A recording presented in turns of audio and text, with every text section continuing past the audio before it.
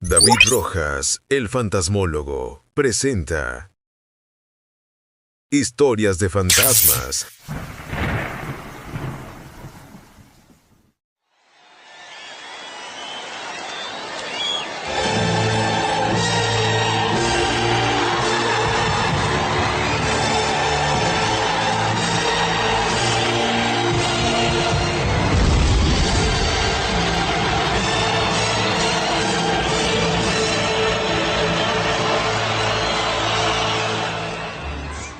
Historias de fantasmas no es únicamente un concepto más sobre fantasmas y casas embrujadas, sino una aventura inolvidable a través de lugares y eventos misteriosos e inexplicables que desafían el entendimiento humano.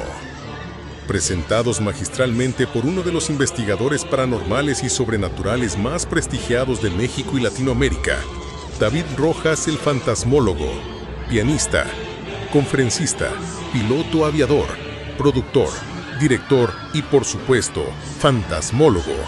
David te explica en cada episodio sus experiencias aterradoras con brujas, fantasmas, milagros paranormales, aeropuertos encantados y mucho más. Así es que siéntate y prepárate para adentrarte al universo inexplicable, sobrenatural y escalofriante de Historias de Fantasmas.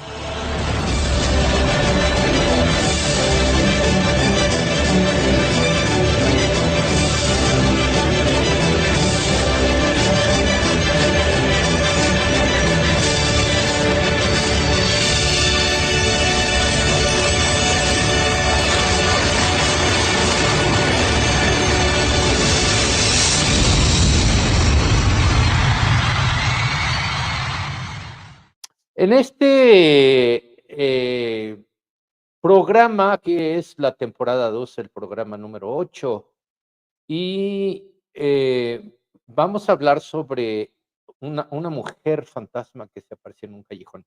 Pero, bueno, ya me conocen, que no me gusta así nada más como que agarrar, pasar el video y adiós, que les vaya bien, ¿no? Sino tener como una especie de background, una antecedente de todo lo que implica los, las leyendas mexicanas, las leyendas urbanas, de hecho, eh, incluso lo que es los temas paranormales y sobrenaturales en los callejones. Esto se dio muy, pero muy seguido en zonas, sobre todo coloniales, que son, pues, posiblemente desde el siglo XVII, XVIII, XIX y ya a principios del siglo XX. Ahora en el siglo XXI ya eso se ha ido como que disipando un poco, no porque no suceda, sino porque la gente ya no le toma interés.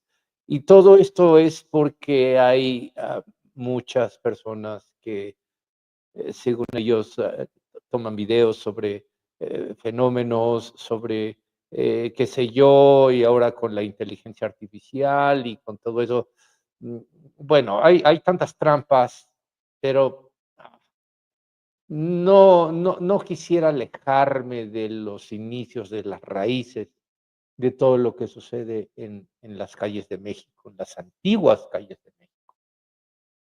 Y no nada más en México, hay amigos que tenemos por allá, por Colombia, Guatemala, El Salvador, Costa Rica, bueno, no se diga en España, ¿no? En España que, pues, mis abuelos eran de, ah, bisabuelos, perdón, eran de por allá, abuelos, que también vinieron a México y se casaron con mexicanas y de ahí salieron los mestizos, bueno, salimos. Y es una es una fascinación, es un encanto que se da a todas esas leyendas, estos cuentos que nos contaban las abuelas, las tías, em, incluso hasta las mamás, sobre lo que sucedía en las calles de México y sobre todo en los callejones.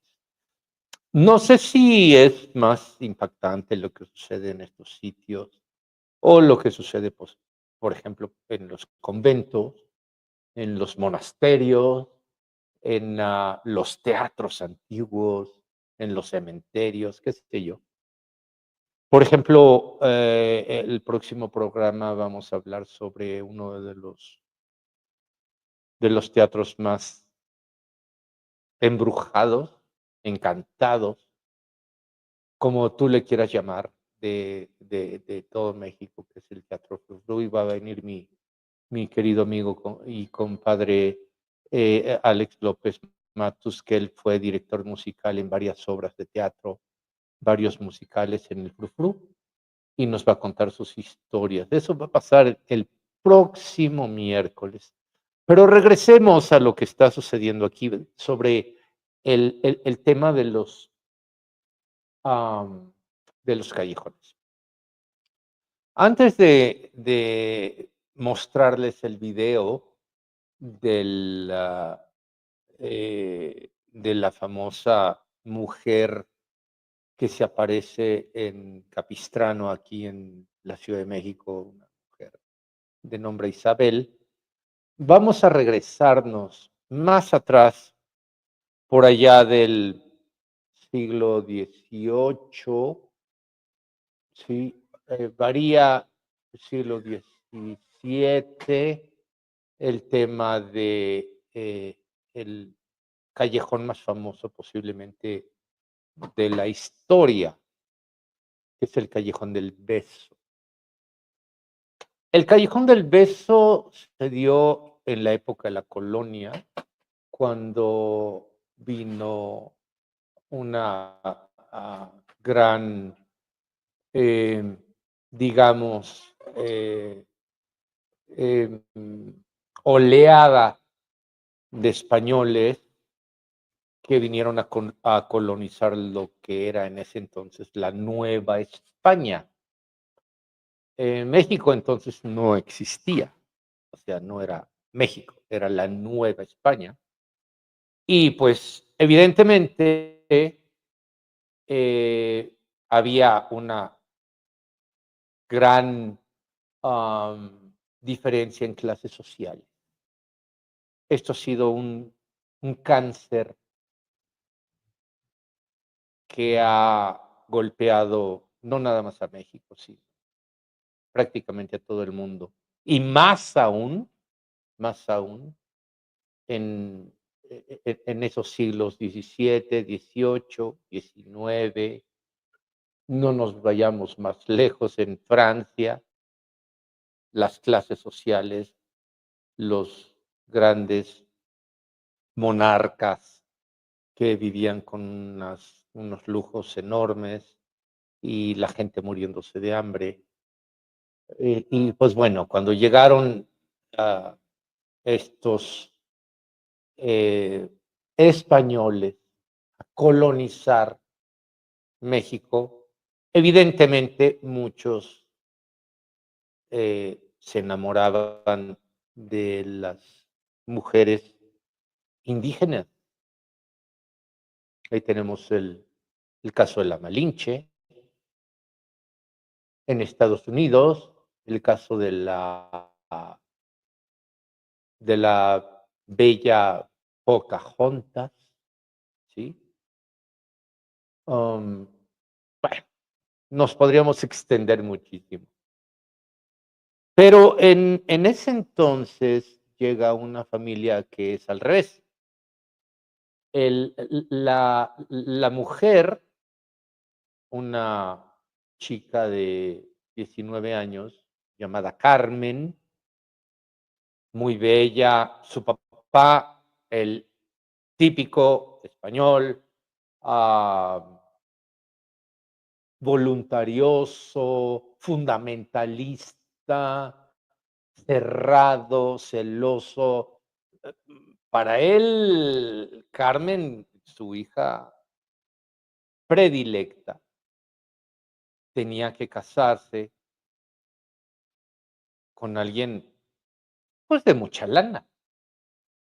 ¿Por qué? Porque Cuando venían a la Nueva España, ya sus riquezas ya no eran tan gruesas, tan gordas como lo eran en España. Entonces buscaban casi vender a sus hijas con virreyes, con personas acaudaladas, que gobernadores, qué sé yo, los que manejaban todo lo que era las aduanas, porque venía cualquier cantidad de riquezas de España a la Nueva España. Pero resulta que Carmen se enamora de un joven minero que no tenía mucha lana, era un muchacho guapo, 22 años, 23 años. En la investigación que yo hice, hay algunos que era don Luis, otros que era don Carlos, pero bueno, creo que el nombre es lo de menos, o le podríamos decir Luis Carlos. La cosa es que se enamora esta mujer de mucho dinero, de este joven ah, mestizo, pero que no tenía mucha lana. Entonces, bueno, como casi nunca, ya saben que aquí en México casi no se corren los rumores, llegó a oídos de don Emiliano, que era el papá de doña Carmen, y le dice que está la niña pues enamorada de un pobre, casi como se dice coloquialmente, un pobre diablo que no tiene dinero, pero ella estaba enamorada. Entonces, él le prohíbe y le dice que la va a regresar a España y que no vale la pena y la encierra y le ponen a una chaperona, que de ahí viene el nombre del chaperón, chaperona, que es quien acompaña a las doncellas para que ningún hijo de vecina se pase de listo con la chava o con el chavo. Esto pasa mucho en los temas de las relaciones que se dan en las clases sociales. Bueno, pues resulta que era tanto el amor que le tenía y quedó tan prendado don Luis o don Luis Carlos, como le quieran llamar ustedes, eh, que renta la casa de enfrente de su amada. Anteriormente, los callejones eran muy estrechos. Como no había autos, más que carruajes, y muchas veces ni siquiera carruajes, sino que era todo a caballo o a pie, eh, pues había balcones, estaba el callejón abajo y bueno, el, se, estamos justamente, Sofi, viendo una imagen que nos manda de cómo eran de estrechos estos callejones. Y bueno, como había esos balcones, la, la dama, doña Carmen, doña, no, pues me hace raro decirle doña a una niña de 19 porque es una niña. Y y don Luis Carlos, estaban tan cercanos los balcones que se tomaban de la mano.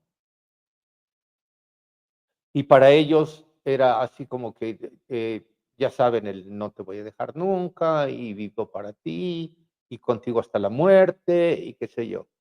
La cosa es que en una ocasión era ya tanto el deseo de tener contacto físico con su amada, de que se inclina tanto ella como él y se dan un beso. O sea, literalmente de balcón a balcón. Pero no contaban con que el perverso don Emiliano los estaba observando. Y presta del orgullo, del coraje, del que manchaste mi honor, va y asesina a su propia hija. La mata, ahí mismo, en el balcón. Cuando don Luis Carlos se da cuenta de lo que sucede y cómo asesinan a su amada, se avienta, se tira del balcón y se muere. Esta leyenda, algunos dicen que fue tomada por aquella historia de William Shakespeare, de Romeo y Julieta, que la ubica Shakespeare en Verona, Italia, que ambos se suicidan con cianuro porque sus familias no se llevaban. Pero yo llegué a estar en Guanajuato hace algunos, ¿qué será? Algunos años, cuando 3, 4 años, cuando fui a dar una conferencia allá, y fui a visitar el Callejón del Beso. Y sí existe ese callejón. No tengo el nombre, estoy viendo mis notas, pero no tengo el nombre exacto.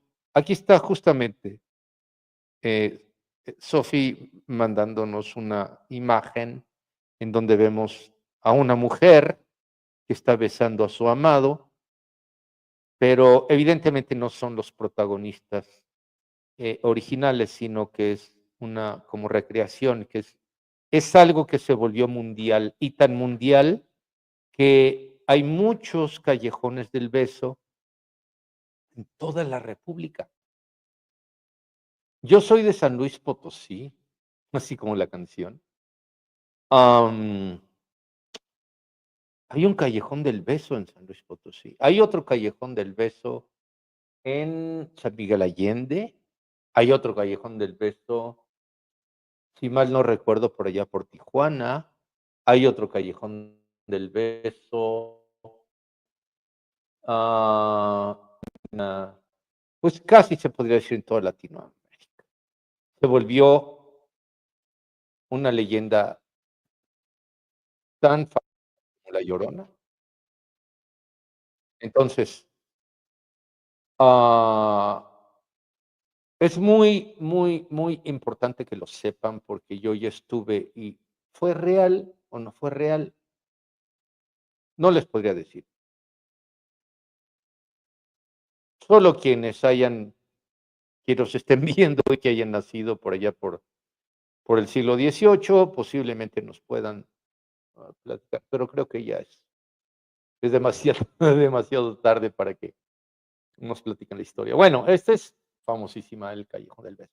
Hay otro callejón que se llama el Callejón del Aguacate. Ese es un callejón muy famoso que si tienen ustedes la oportunidad de estar en la Ciudad de México, que nos vean por allá por todo Latinoamérica, en Argentina sobre todo, es un callejón que se encuentra en Guanajuato. Perdón, olvidé, es un error mío. Olvidé decirles que la leyenda original de el Callejón del Beso fue en Guanajuato. Ahí es donde está el original. O sea, todos los demás son, digamos, callejones piratas. O sea, son copias. El original está en Guanajuato, aquí ¿qué será? Unas 7, 8 horas de la Ciudad de México. Bueno, vamos ahora al Callejón del Aguacate. El Callejón del Aguacate es muy interesante porque está en Coyoacán. De hecho, Coyoacán es un lugar místico, bonito, Es como para pasarse un fin de semana padrísimo, y si no tienen oportunidad de pasarse el fin de semana, un día váyanse temprano, allá venden unas, quesadillas riquísimas, hay una iglesia enorme, preciosa, que está en la plazoleta principal, y hay un tranvía que está justamente afuera de la iglesia, en donde, ah, es realmente barato, se pagan como 50, 60, 80 pesos, no sé, fue la última vez que fui, y les llevan a dar una vuelta por todas las zonas, pasan por lo que fue la antigua casa de Hernán Cortés, lo que fue la casa de la Malinche, y los llevan a un lugar que se llama el Callejón del Aguacate. Pero yo me puse a investigar qué es el Callejón del Aguacate. Todo esto data igualmente de la época, de la colonia, eh, un poco más para acá, posiblemente a mediados del siglo XIX, fue justamente, terminando la Revolución Mexicana. En la Revolución Mexicana fue de 1914 a 1918, si mal no recuerdo. Ya estamos prácticamente en el siglo XX. Bueno, em,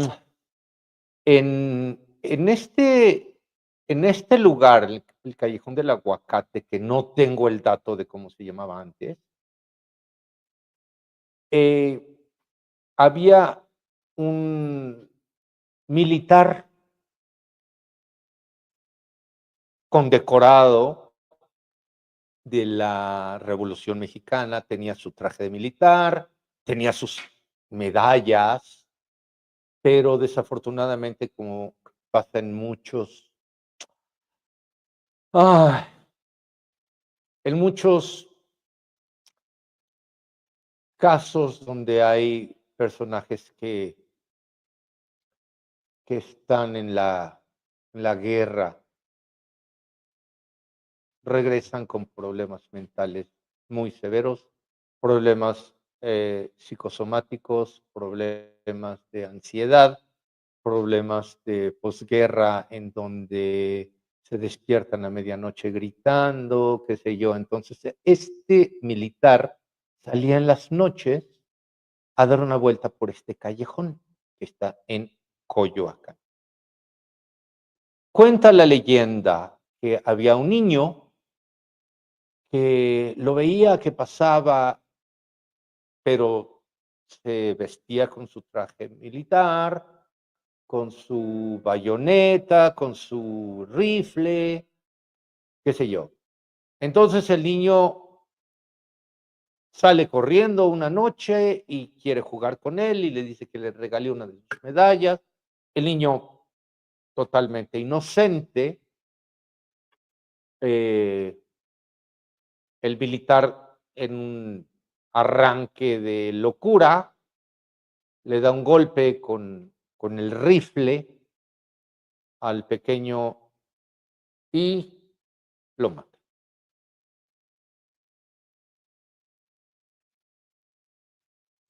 Dicen que este militar, después de haber matado a esta criatura, cuando regresa a sus cabales, se da cuenta de la verdadera estupidez que realizó, y se cuelga de un árbol de aguacate que está justo en medio del callejón. Desde entonces, el militar, aquí Sofi nos está pasando esta imagen, en ese árbol se aparece el fantasma colgado del militar, y también dicen que se aparece el fantasma de un niño que pasa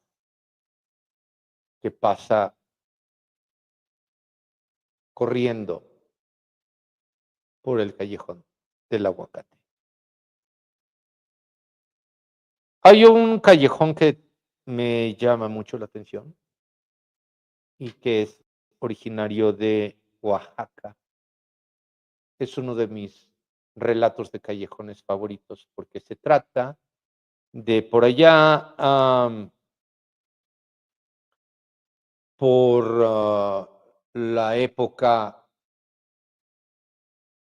aquí sí nos vamos a ir un poco más para atrás, no fue ya el siglo XX como en este caso, que fue después de la guerra de la Revolución Mexicana.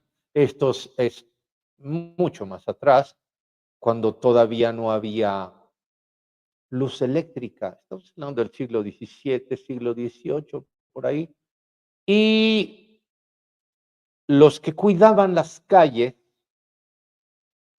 en lo que era la Nueva España traían unos faroles. Ojo, los faroles son unos artefactos que tenían un asa y tenían un, una luminaria de petróleo diferentes a los faros. ¿Cuál es la diferencia entre faros y faroles? Bueno, los faroles son los que podían ser transportados por una persona y los faros son los que estaban en unos postes y que muchas veces los faroleros o los serenos iban y encendían estos faros. En un callejón iba el sereno y que solía gritar: sereno, 12 de la noche, todo en orden, sereno, 1 de la mañana, todo en orden, y se ponía a gritar, sobre todo en los lugares en donde se le podía dar una remuneración a una persona que estuviera como un velador. Resulta que en una noche se escucha un grito tremendo de asesinato, asesinato, asesinato. Y entonces empiezan con un silbato a pitar los serenos. Les recuerdo que en ese entonces la noche era totalmente oscura, no había luz eléctrica y se ve a un hombre que va rumbo al templo, que estaba cerca de ese callejón. No tengo especificado si alguien que es de por allá, de por Oaxaca, me puede iluminar mi ignorancia sobre el nombre del callejón, cómo se llamaba. Ahora se llama el Callejón del Muerto. Pero llega a una iglesia y toca y sale el cura y le dice: ¿qué pasa? Son las 2 de la mañana. Y le dice: es que hay una persona que fue apuñalada y pide, está moribundo y pide que vaya a darle la santa confesión y la santa extrema unción. Entonces el padre dice: pero ¿por qué no fuiste a la policía o por qué no fuiste no sé, a buscar ayuda al hospital o algo? Porque no, es que ya está moribundo y solamente quiere verlo a usted. Pero es que hay otras iglesias aquí. No, quiere verlo a usted. Entonces, el cura agarra lo que tiene, se pone encima su sotana y este personaje lo lleva al callejón. Y efectivamente hay un hombre tirado con un puñal clavado justamente en medio del tórax. Entonces, el moribundo le dice que quiere la confesión y el párroco, el padre, le dice al mensajero que se haga por favor para allá porque la confesión es privada, no puede haber testigos. Entonces, hace para un lado al mensajero que deja el farol, se suponía que era un sereno. Al menos los serenos son los que traían los faroles. Se acerca el párroco y escucha con el oído derecho la confesión del moribundo. Es una confesión penosa, una confesión no tan larga, un par de minutos y muere. Una vez que muere, le da los santos óleos, le da la extremunción, lo persigna y voltea con el mensajero para ver que ya había fallecido esta persona, pero no encontró a nadie. El mensajero no estaba. ¿A dónde se fue? Entonces el cura voltea y lo único que ve en donde se supone que estaba el mensajero era el farol ahí. Entonces, ¿pero por qué se fue? Entonces agarra el farol, lo acerca a la cara del muerto y se da cuenta que el muerto es justamente la persona que fue a buscarlo a la iglesia.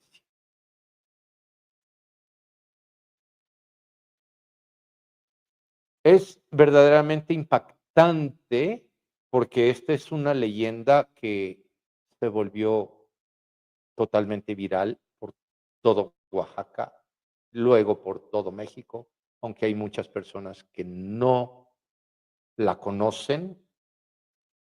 Yo me estoy dando por encargo de que ustedes la conozcan. Cómo el mismo muerto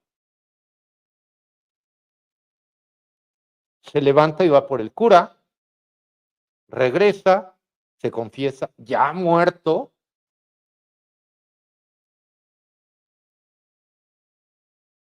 y es la única forma como podía expiar sus pecados. Es una leyenda fascinante y precisamente por eso se llamó el Callejón del Muerto. A mí me llama mucho la atención porque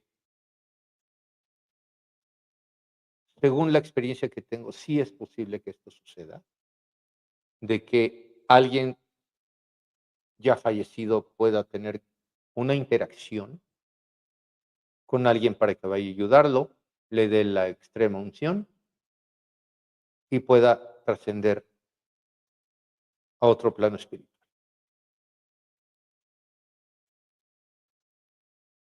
¿Tú qué piensas? ¿Qué piensas de los callejones?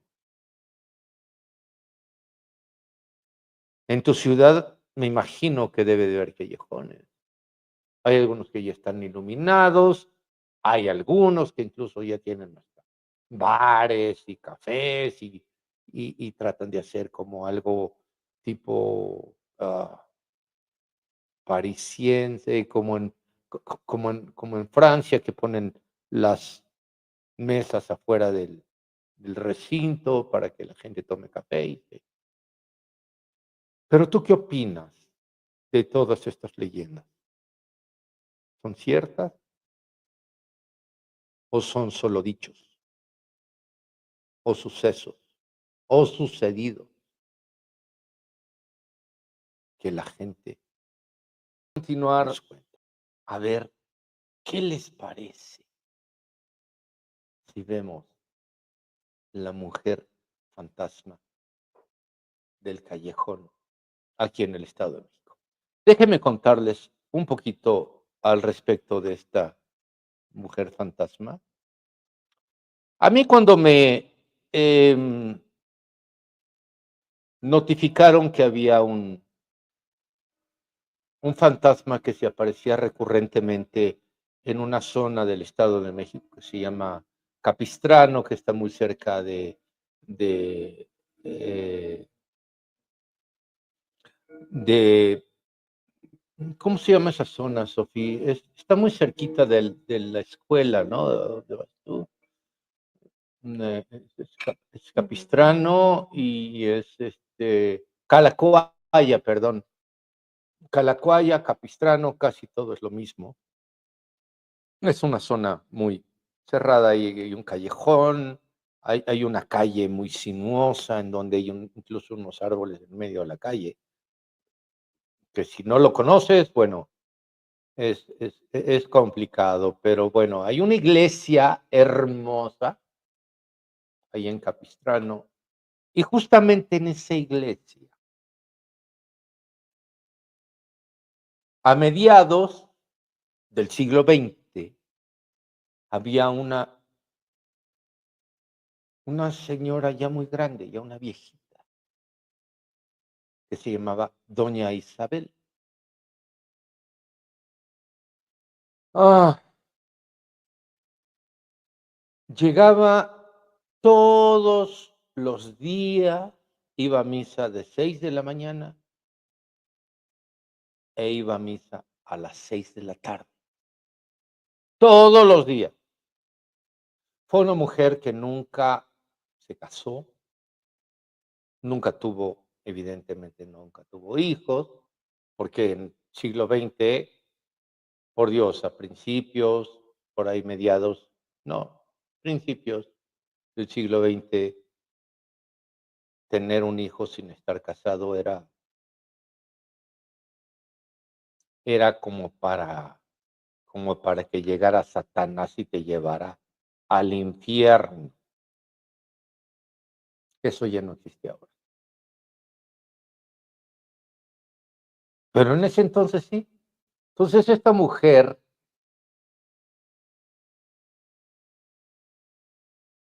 iba a la iglesia y dejaba una moneda de 5 pesos en lo que se llama el mantel del altar. Pero hay un mantel del altar, porque yo no sabía cómo se llamaba este artefacto, que es un tapete, así como un mantel, pero es de hilo de oro. Cuando yo hice la investigación, tuve que pedir permisos. No saben, eh, desafortunadamente, las leyes actuales que están dictadas por el gobierno actual, cada vez nos meten el pie, más y más y más. Hay que pedir permiso y es que no se puede y es que no puede filmar y estás tú con tus cámaras y yo llevo siempre una persona de seguridad que me cuida a mí y mi equipo cuando estamos grabando, porque en cualquier lado o te pueden asaltar o te pueden quitar el equipo, digo, ese equipo caro, el que llevamos nosotros.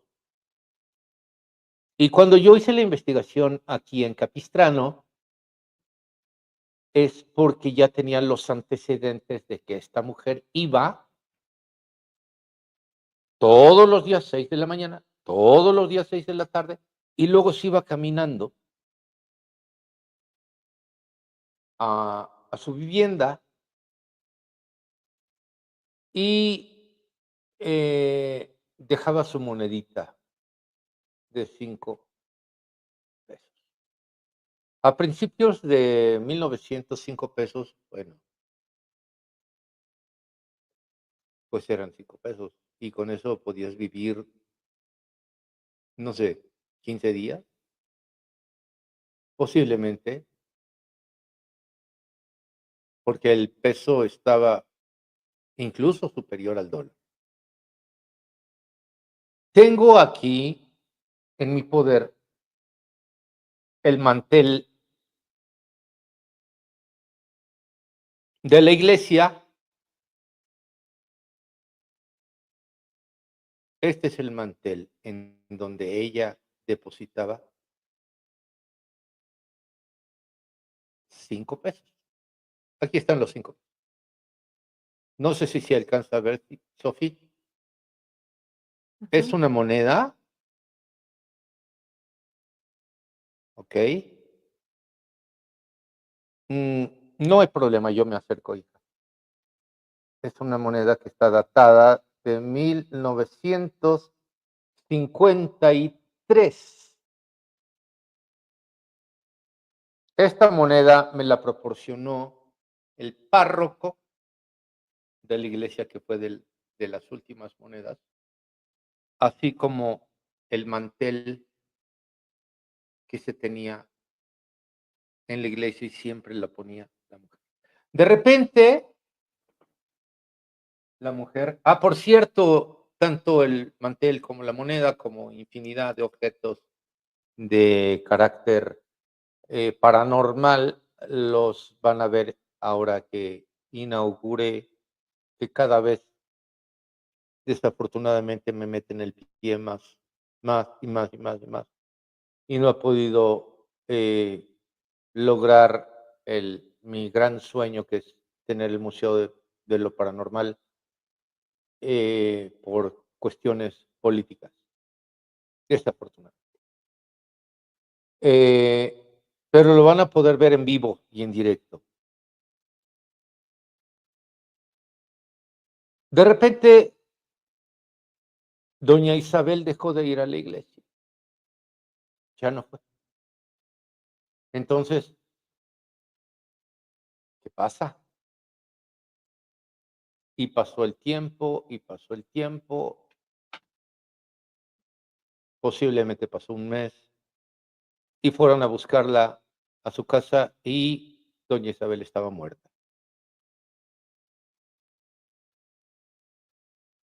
Sin embargo, algunas personas decían, sobre todo en la misa de las 6, que terminaba a las 7, 7:30, eran misas largas, y era de noche,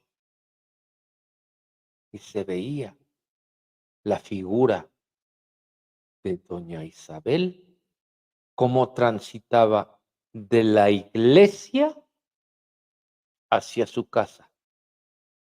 En, a finales de los 1900, o sea, casi entrando al siglo XXI,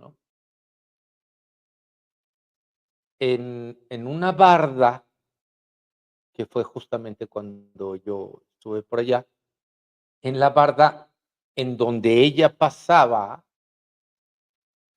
se veía cómo transitaba doña Isabel, se fundía y continuaba su camino hacia su casa. Evidentemente era el fantasma de doña Isabel. Yo siempre he dicho que hay fantasmas que son errantes y fantasmas que son territoriales. Los territoriales son los que están en un sitio y de ahí no se mueven, o sea, tienen su espacio y es su zona de confort. Y los errantes son los que tienen un comportamiento cíclico. Doña Isabel tenía un comportamiento cíclico. Quiere decir que ya eran tantísimos años, no sé, 30, 40 años, que iba a su misa de 6 de la mañana y a su misa a las 6 de la tarde, que cuando muere seguía yendo a la iglesia. Aún con la barda, seguía pasando. ¿Por qué un fantasma puede atravesar una barda, puede atravesar una pared, una casa, qué sé yo, algún sitio? Porque no tiene cuerpo físico, es cuerpo espiritual. Y el cuerpo espiritual se maneja a nivel cuántico. Y el nivel cuántico es tan pequeño que puede prácticamente circular por cualquier lado tanto en tiempo y en espacio, puede estar ahora aquí en México y dentro de medio segundo estar en España y medio segundo en Argentina, o sea, no tiene límites. Es justamente lo que nos dejó el legado de Albert Einstein en el tema de la física cuántica. Y yo pienso muy, muy seriamente que eso es el tema del fantasma. Pero vamos a ver el video que pude captar cuando fui a hacer la investigación de doña Isabel, la mujer fantasma del callejón. Vamos a verla, Sofía.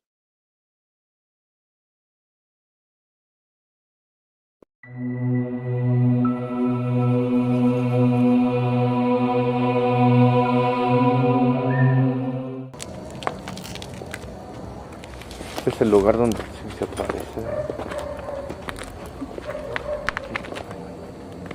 Está medio feo, ¿no?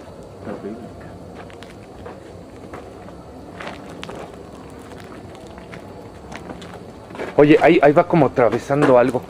¿Llegaste a ver? A ver, ven, sígueme. Sígueme. Sígueme. Se metió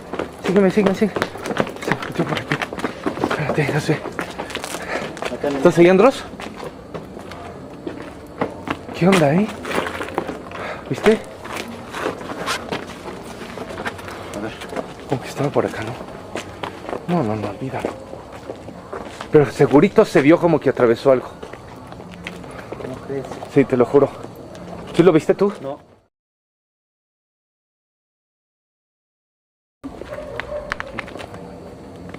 Está medio feo, ¿no?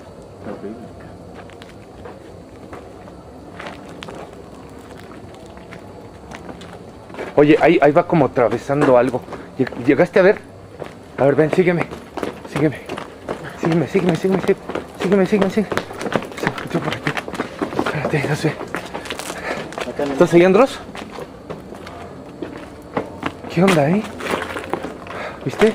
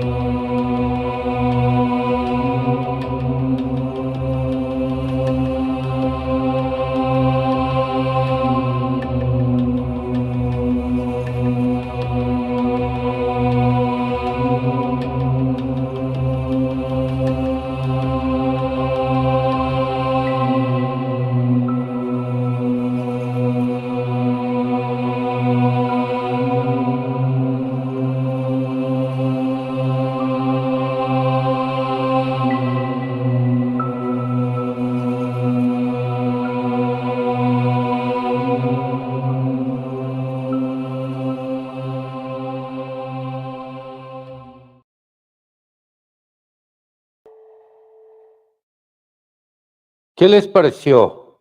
Ahorita no quise hacer ningún comentario para que ustedes lo vieran en tiempo real. Y si se dan cuenta, se ve perfectamente bien la figura de doña Isabel, la mujer fantasma.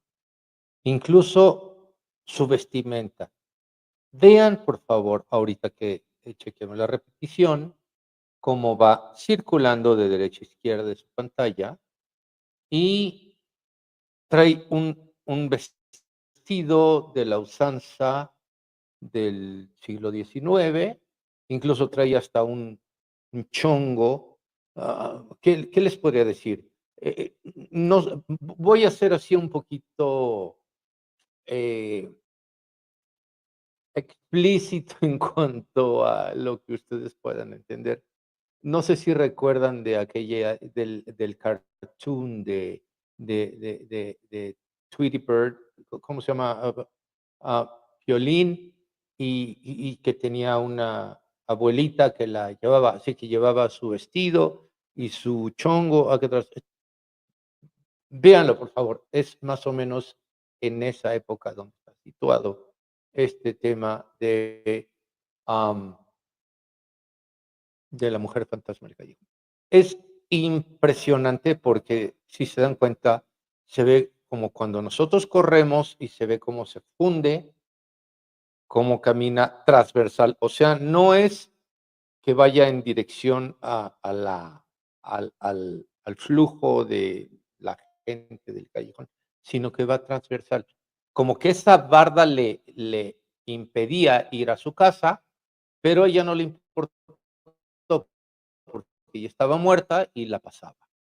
Es lo que estábamos hablando sobre lo que es la experiencia cuántica y cómo puede un fantasma en el plano espiritual poder traspasar una pared. Vamos a verla de nuevo.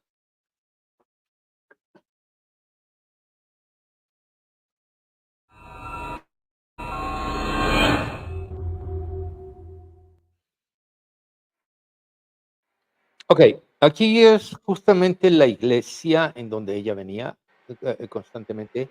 Vean ustedes, por favor. Ok, este es el callejón de la mujer fantasma. Mira, ahí estoy yo mencionando a mi equipo de que algo pasó o algo se vio que circulaba. Oye, ahí Vean va ustedes, como ahí atravesando va algo. y se ¿Llegaste a ver? funde en la A ver, pared. ven, sígueme. Vamos corriendo. Sígueme. ¿Dónde está? Espérate, no sé. Ahí está la pared. ¿Estás ahí, Andros? No hay nadie. ¿Qué onda, ¿Qué sucedió? Ok. Si lo analizamos, no puede haber sido ahora sí que un mirón o alguien que estuviera, porque ni siquiera se acercó a nosotros. Vean ustedes cómo flota. Se ve como que va flotando y se funde en la pared hacia donde vamos corriendo y lo vamos a ver de nuevo. Con la lente de aumento, vean ustedes cómo se ve, cómo sale de la nada, de donde está la iglesia, y ella continúa. Ahí está. Esa es la mujer fantasma. Continúa su recorrido. A ella no le interesa si estamos grabando, si estamos, si no estamos, qué sé yo. Es digamos que es un fenómeno muy recurrente cuando hay espectros que no les importa si estamos grabando o no estamos grabando. Miren ustedes, su vestimenta, su trayectoria y cómo se funde en la pared. Esto es verdaderamente impresionante. Estas imágenes se las he mandado a colaboradores que tengo en Canadá, que tengo en Argentina, que tengo en Chile, qué sé yo, y todos lo ven y es claramente una mujer que no tiene masa corporal, no tiene masa física y por lo tanto se puede decir que se considera como una mujer fantasma. Vamos ahora a si tienen dudas, apúntelas. Ahorita vamos a una sección muy seguida de nuestro público, que es las imágenes de ustedes que nos envían. Quiero que vean una imagen de... No tiene mucho que ver con fantasmas, tiene más que ver con el fenómeno UFO, que es el fenómeno de objetos voladores no identificados, y que lo tomó una persona que yo tengo muchísimo cariño y aparte es una persona muy confiable, que es mi querido Michel Castro, que es de la dinastía Castro. Todos ustedes se acuerdan de los hermanos Castro, que ha sido el mejor grupo músico vocal que ha habido en México y posiblemente en Latinoamérica. Él es Michel Castro, nos mandó una imagen muy importante, muy padre, en donde estaba con su esposa y le tomó unas fotos en una zona arqueológica, y en una foto no sale nada y en otra foto salen 2 objetos voladores no identificados. Vamos a verlo, Sofi, por favor. Esta es gracias a Michel Castro. Si ven, ahí está Michel en primer plano, se ve el cielo totalmente limpio. Del lado izquierdo está Michelle, está un arbolito por allí, y ahora justamente, si se dan cuenta, se ven 2 objetos, uno encima o por encima de su... Ahí Sophie nos hizo favor de circularlos, que no estaban en la primera foto.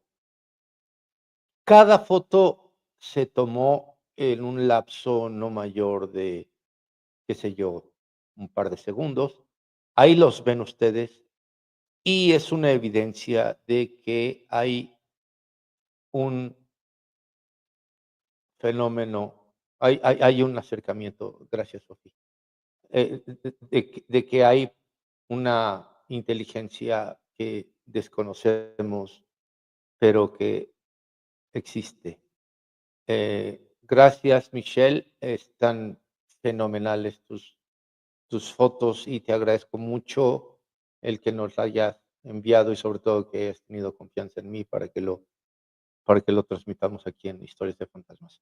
También por ahí, Miki Madrid, que nos mandó un relato de una experiencia paranormal, que por cierto, mándenos relatos, mándenos fotos, mándenos videos, porque aquí siempre vamos a darles a ustedes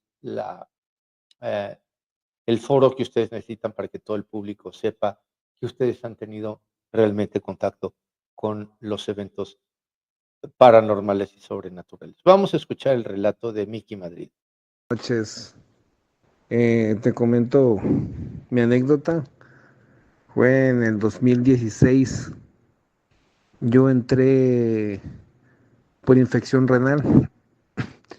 Entré al Hospital General de aquí de Tapachula. Y en el día 3 o 4 me trasladan para el centro de alta especialidad Ciudad Salud. Yo estuve internado.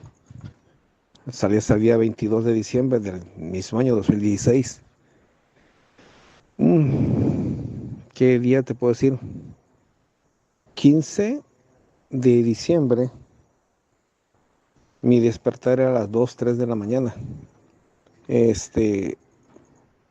el día 16 tenía una pesadilla fuertísima. Me levanto como a las 2:30, 3 de la mañana. Te soy sincero, la experiencia que yo viví, y te soy sincero, me desperté y vi la silueta pasar, pero haz de cuenta de que estaba flotando. Cuando volteé a ver, era la Santísima Muerte, la misma Santa Muerte. Y yo le hablé, le dije yo, ¿qué tal, hermanita? Buenas noches, ¿cómo estás? Ya viniste por mí. No, me contestó, 3:15 de la mañana, 3:30, la hora muerta. Esa misma noche, madrugada, fueron 4 personas que murieron, 4 personas que estaban agonizando. Es una de las experiencias que yo viví cerca, porque yo mismo te lo estoy contando hoy que estoy en vida. Salí bien de la infección renal. Hasta hoy día la puedo contar porque yo la vi. Y vi cerquita a la Santísima Muerte. Entonces te puedo decir que estoy vivo. Es por algo. Esa es la experiencia que yo viví en el 2016 en el Centro de Especialidad Ciudad Salud de aquí de Tapachula.